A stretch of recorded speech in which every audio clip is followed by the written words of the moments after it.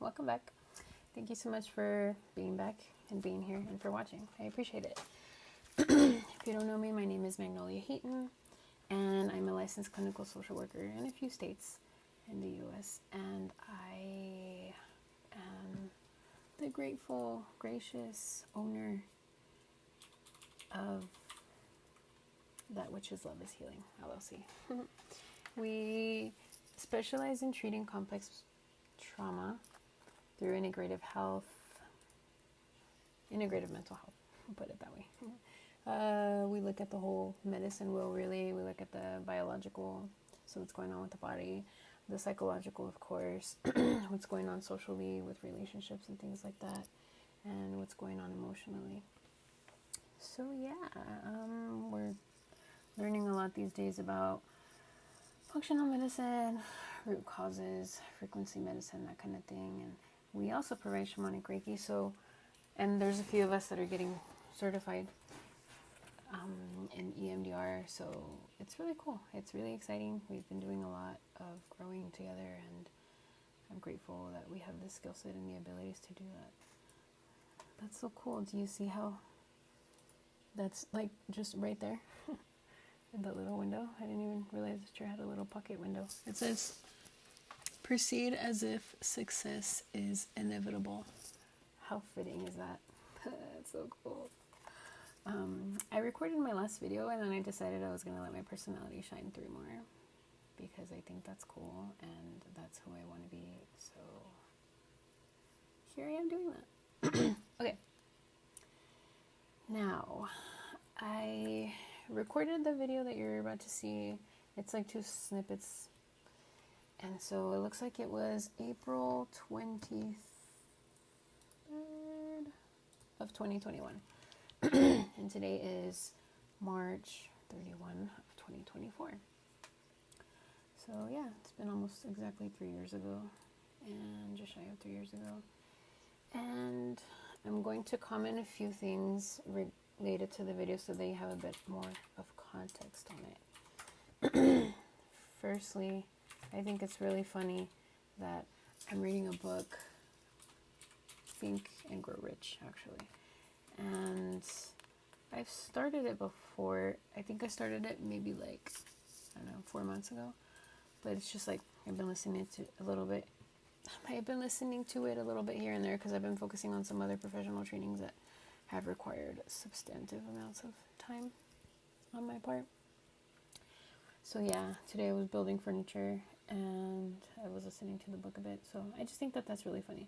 And then as I was listening to it, I was like, dang, yo, because like, I know my dad read How to Win Friends and Influence People. I think he read The Secret, and I don't know what else he read, but anyway, everything that this book describes, like, I wish I could ask him.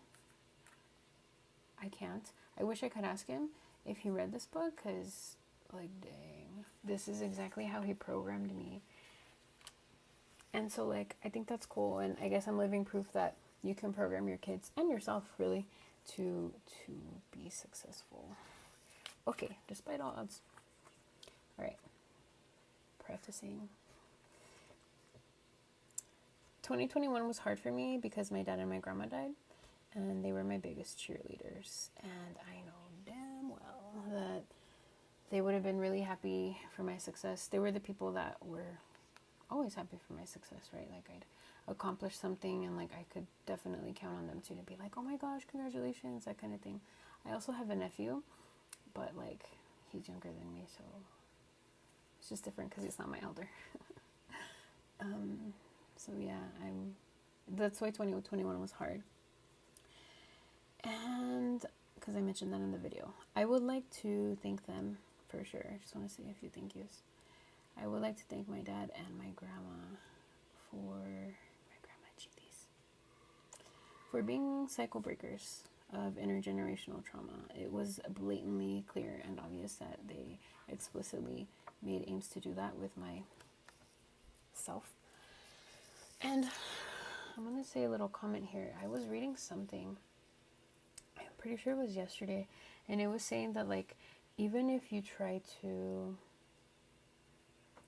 make change and break cycles, like, it'll tend to take several generations. Like, okay, yeah, sure, like you can see immediate effects with your children, that's fine, but like for it to like really take hold and stuff, it's trickier, of course, if you're the only one in your family system that's enacting these changes, versus if your whole family system, or more of you, at least multiple of you, were to be engaging in the same behaviors.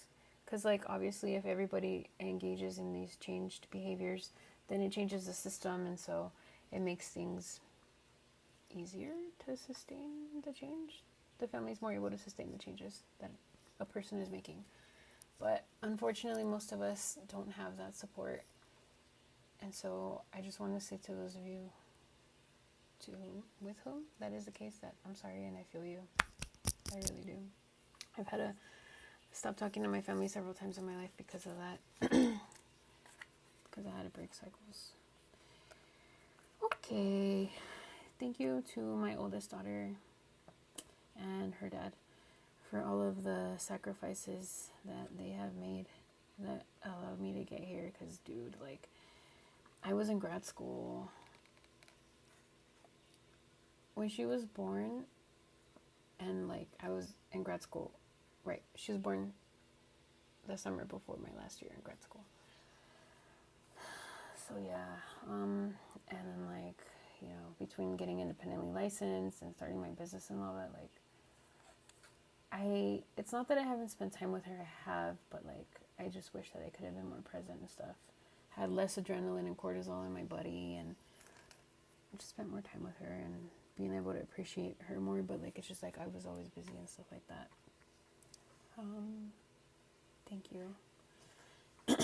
And thank you to my current husband, for sure, for supporting me now and for teaching me how to slow down. If you're watching this, thank you, G.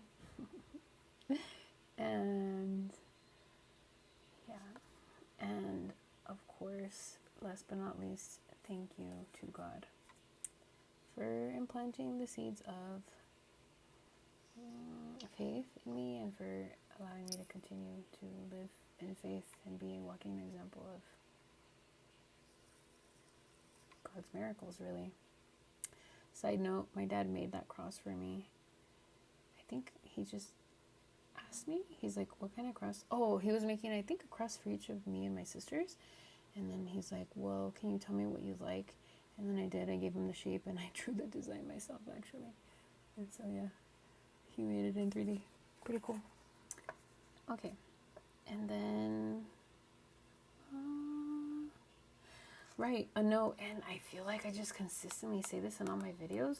Be mindful from whom you get advice and who you're listening to, because you'll hear me reference that there were a lot of naysayers, and honestly, it's like not even people that I care to talk to. I don't even know, honestly. When I show up really authentically, when people ask me questions, except for like extenuating circumstances, I answer them honestly, right?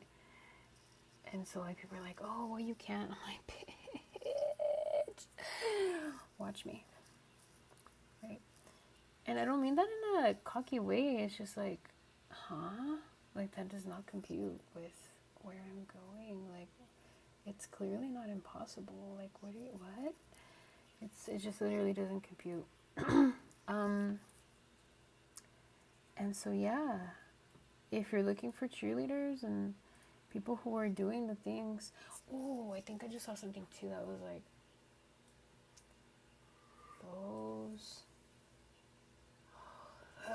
those that say it's impossible should something. Do you know what I'm talking about? Let me look it up real quick.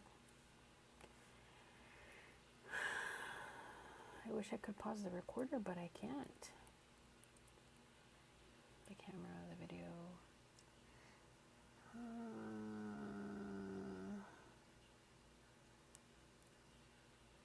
Oh yes, that's the one. I guess it's by Arnold Schwarzenegger. Legit.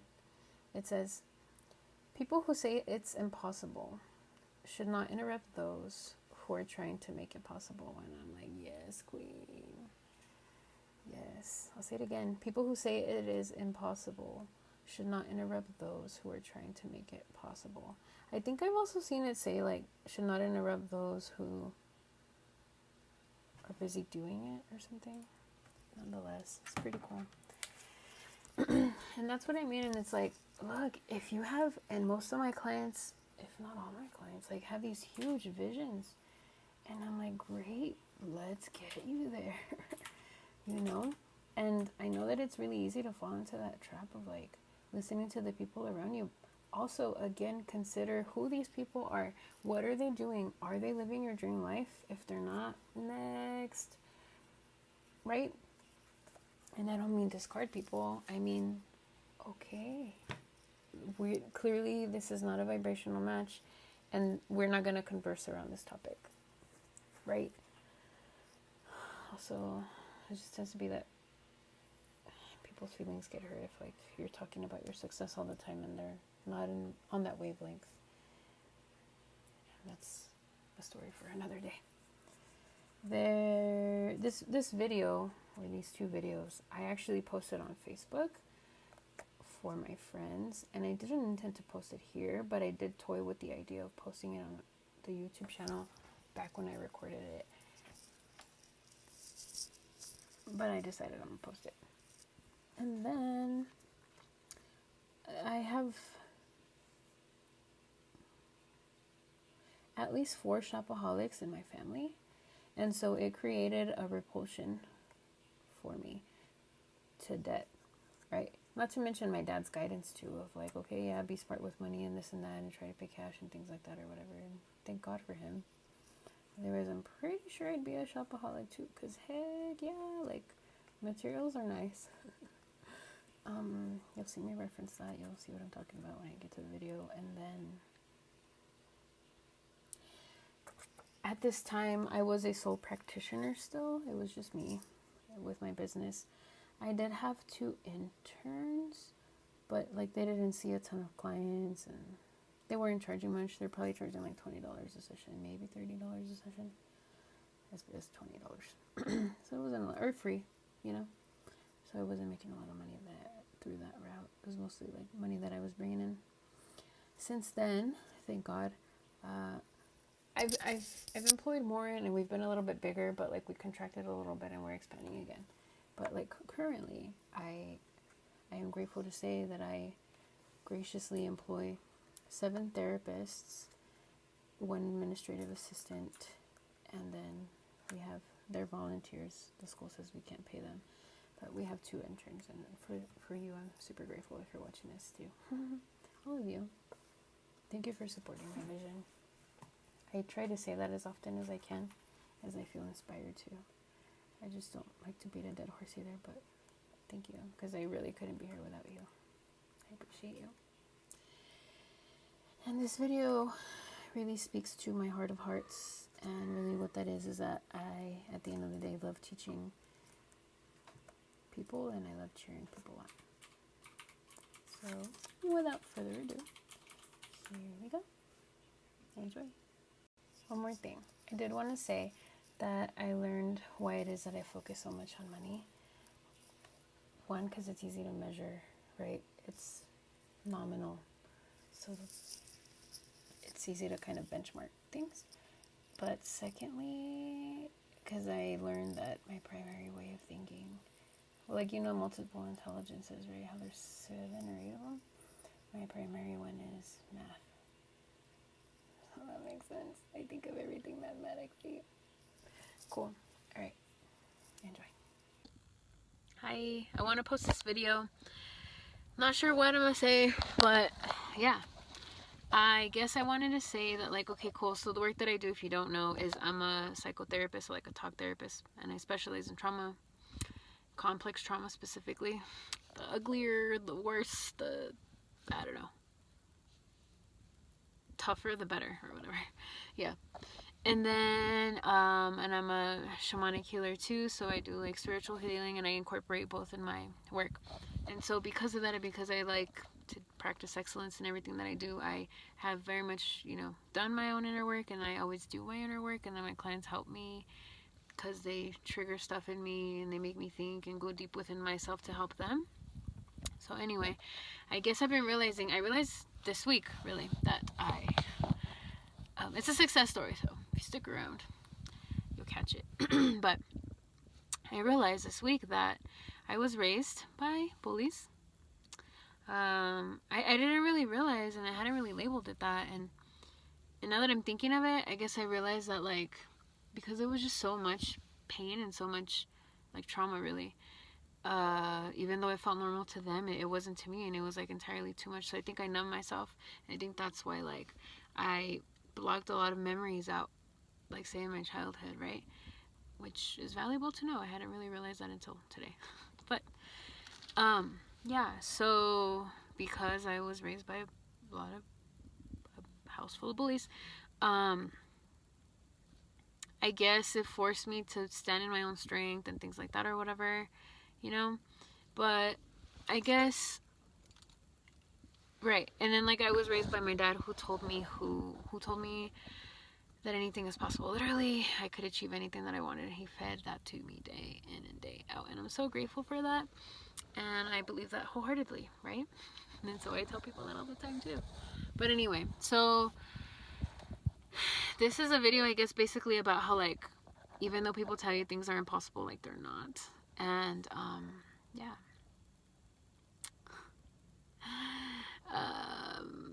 Where do I start? So yeah, I mean, I guess when I was like 8 or something, that's when the vision came to me of, like, being like a spiritual healer, and also of being a psychotherapist. But I didn't know what the name was for psychotherapist, and for having my own private practice, and I didn't know what the name for that was either. But whatever. And then here I am now, accomplishing it. And then, so speaking with, like, the whole bully thing, like, my whole life, I never felt like I accomplished anything, and I never felt like I was good enough, really. And I had really high standards, and I was a perfectionist or whatever. And then, so, like, I know if you're my friend, say on Facebook or whatever, you know I've accomplished a lot. Yes. And then, so, like, it wasn't until, I think it was last week or the week before even, that for the first time in my life, I felt like I finally accomplished something. I finally, like, everything else kind of felt like a given for me. And it wasn't until what happened? Oh, I think it's that I hit a certain figure in my bank account. I hit 5 figures in my business account. And that was a huge accomplishment. And that was the first time I've ever had 5 figures. And, like, that was really cool, you know? And I finally felt like I accomplished something. Like, all right, cool. I finally did all of the work that I needed to do to get to this place of abundance, of, like, I don't know, like, moving forward or whatever. And it's been a lot. So, anyway, I guess I want to say that, like, my whole life, I grew up, I'm sure, like many of you, right? Because this is just, like, a story that goes around of, like, oh, you can't do that. You can't accomplish that, blah, blah, blah, or whatever. Well, I did. I always felt like I would, you know, by the grace of God, yeah. Like, I was told a lot of things. I can't study psychology and make money. Like, what am I thinking, right? Social workers don't make money. What am I thinking? And I'm like, maybe y'all? But I don't know. I feel like, I always felt like if it was my calling, and if for some reason God put the desire in my heart to, like, have wealth so that I could just be super abundant and bless people all of the time and gift people all of the time and inspire people all of the time, and I was called to social work and, like, spiritual healing and things like that for some reason, that, like, I don't know, God would make it work if he put that vision in my head, you know? It's like, he's like, all right, cool. You're going to be a spiritual healer. You're going to be a social worker. You're going to be wealthy AF. And then you're going to bless the F out of people. So I was like, all right, cool. I don't know.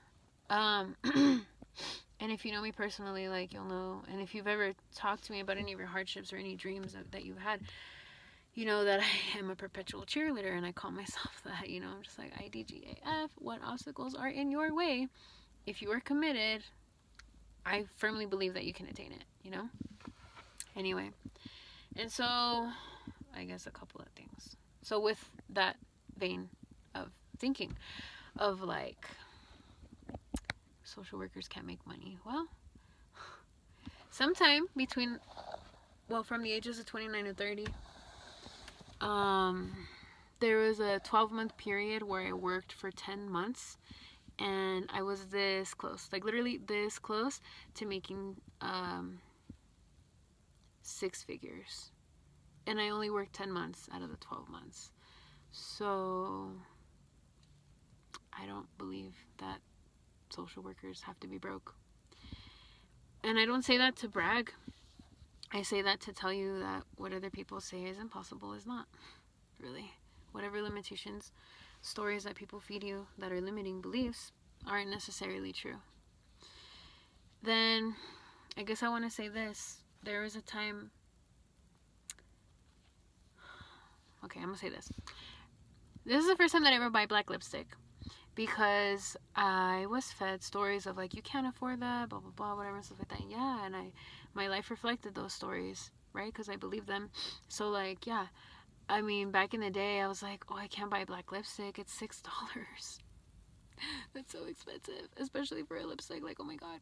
Right? So I never did, and this is the first time that I buy it. And it's a Kat Von D one, and it's $21. And I was like, oh, yeah, totally. It's a good price, whatever. And it's a lip stain. Like, cool. And it's just like... I don't know, different. Allowing myself to, like, have nice things and things like that. Because, like, growing up being bullied, I took that in. It's called interjection. When you take in, like, the messages from, like, your outside and usually your parents or whatever. And those outer voices become your inner voices. So, yeah, then you go into, like, low self-worth and low self-esteem and low self... Well, I guess I was going to say value, but self-worth. Anyway. So yeah, just like little things like that, and I'm just so happy and so excited today because, like, I have black lipstick fucking finally. Like, I've been wanting it my whole life. Not my whole life. Probably since I was like 12. But anyway. So yeah. And I just want to, you know, celebrate, I guess, because, like, I remember, like, my first job. If you don't know, I know y'all see, like, my successes and things like that, and I like to talk about my failures. I don't believe in failure, but I like to talk about overcoming hardship and obstacles because I know that's super relatable, right? My first job was at McDonald's, making $7.50 an hour, and it was one of my favorite jobs, honestly. I worked with the coolest people, but yeah, and yeah, so that was at the end of high school, and then, okay, at the end of college, I mean, I almost doubled my income, and then after grad school I doubled it again, and then I doubled it again after I got my independent license, and then it's about double now. So I just think that's really cool, and, like, I'm super happy and I'm super excited, and the way that I'm going right now, my business is set up to be like, I mean, yeah, I'm pretty sure I'm gonna make over 6 figures with my business this year. I mean, yeah, definitely, you know, and I feel so blessed and I feel so grateful, and what I do, I firmly believe in, and I just want to feed people that. I just want to feed people hope, the people that I work with, the interns that I have, the people that I employ, all of that stuff, and I just want to pay handsomely and stuff, because that's the whole point. I think the point of life is to have fun and to bless other people and to grow and to bring others along with us, you know. And so, I don't know. I was just super really excited about that. And I'm just so blessed. And I don't know, barely 31 still. So, there's so much more to go, you know. And I am banking on... I feel like my voice is... I think it's shaking. I don't know, I feel, like, grateful, but also, like, tearful almost. And this is finally the year, I think, where I get my Mini Cooper, Lord willing. So... I'm really excited about that. I want it to be that baby blue color, and like a 2013 with not too many miles on it. Yeah, and automatic and a hard top. So it's not even terribly expensive, and I want to pay for it cash. And it's something little and it's something small, but it means so much to me. Just like this lipstick here today. There's also I bought this scent today. It's from Hollister. And I don't know how long Hollister's been around, but definitely, I don't know, 2006-ish or whatever. And I always wanted to buy it, but I was like, I can't afford it. Imagine. And I told myself that the day that I bought it would be a really significant day, so I bought it today, you know, because this week I reached a point where like I'm like, okay, cool, I have enough money in the business account, and I have enough of a steady flow of like clients and stuff like that where I can afford to pay myself a certain amount of money, and I'm like, cool, all right, cool, and then being debt free, whatever, and stuff like that, like, cool, like there's more freedom for my money, and I can invest, and I can grow things, and I can just, I don't know, contribute to society more, like the way that I want to, you know. Anyway, now I feel like I can afford this because it's like, okay, it's just like a luxury item. But just like little things like that I noticed, like I never gave myself just because I felt like I never had enough money, you know? And it's Descent, and I'm super excited about it. I'm so happy. And it's even cheaper than I thought it was, because I think originally like it used to be like $25 or something like that, which was like way too much money for me. But it was $9.99, and I'm grateful. But anyway, I don't know. I just felt guided to share that and stuff, and I love you all. And I can't wait to continue making more money and to continue supporting Say. Like, I know, I mean, there's a few of you here who have businesses and stuff like that, and I've done my best to support, you know, especially if I believe in what you're doing. So I want to continue doing that. And I love you all, and I just want the best for everybody, and I just want everybody to be happy and to live their best lives and to love themselves, because if people love themselves, then it's easier to love each other, and then everybody's happier. And I just want everybody to be happy and unified and see that we all have way more in common than we do differences. And thanks again. Thank you for being here. Thank you for existing, and thank you for all the support. I mean, it's been a crazy year. 2021 for me was harder than 2020, but it's good. Okay, bye. There's definitely another important part that I forgot to mention, and it's that like I have all this money in the bank account. I have the passive income from whatever my interns are bringing in, right? And so it's like I have money go into my account all the time, and then whatever it is that I build, and like legit, I just get like checks in the mail all the time, and it's so exciting. And I just want to highlight, I want to point that out, just because like to me it's a couple of things. One, I just feel like it's God's promise fulfilled, like legitimately, you know. And it's like, oh my God, like this is what I get for believing. Like I believed so hard. I believed so hard despite everything, you know. I believed so hard despite evidence to the contrary, but here I am, right? And I'm grateful, and it's just flowing in like crazy, and I love it. And I know like this isn't even like, this is nothing, like, you know, this is only the beginning.